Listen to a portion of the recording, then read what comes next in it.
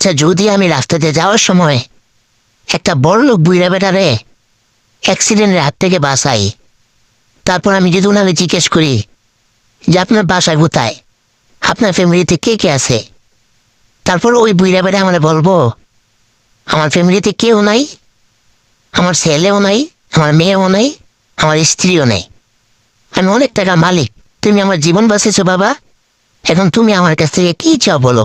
তারপর আমি ওনার বলবো আপনি খুশি আমার যা দিবেন।